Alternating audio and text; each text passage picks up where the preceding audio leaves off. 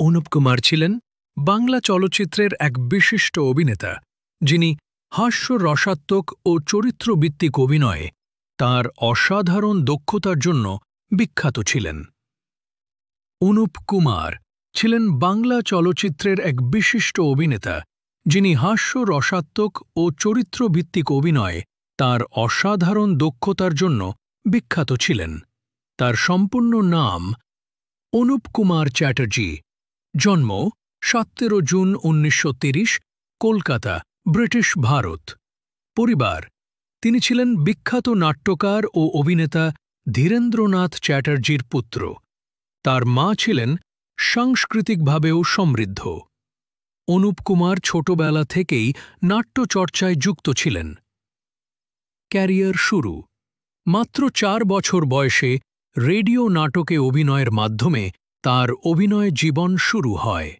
এরপর মঞ্চনাটকে ও পরে চলচ্চিত্রে প্রবেশ করেন। চলচ্চিত্র জীবনে তিনি প্রায় 100টিরও বেশি চলচ্চিত্রে অভিনয় করেছেন। উত্তম কুমার ও সৌমিত্র চট্টোপাধ্যায়ের যুগে তিনি মূলত পার্শ্ব চরিত্র বা কমিক চরিত্রে অভিনয় করতেন, তবে অনেক সময় প্রধান চরিত্রেও দেখা গেছে। তাঁর অভিনীত উল্লেখযোগ্য চলচ্চিত্রগুলোর মধ্যে রয়েছে বসন্ত বিলাপ, শহর থেকে দূরে, চারমিনার, সতী বেহুলা, ধন্যী মেয়ে, অচেনা অতিথি।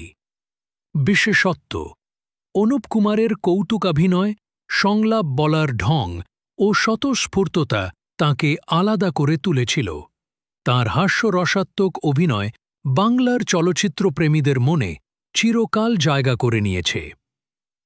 পশ্চিমবঙ্গ সরকার তাঁকে বিশিষ্ট অভিনেতা হিসেবে সম্মানিত করে। বাংলা থিয়েটারে তাঁর অবদানের জন্য একাধিক পুরস্কার লাভ করেন। এমন একজন কিংবদন্তিকে জানার এই ক্ষুদ্র প্রয়াসে যদি ভালো লেগে থাকে, তাহলে একটা লাইক দিয়ে উৎসাহ দিন।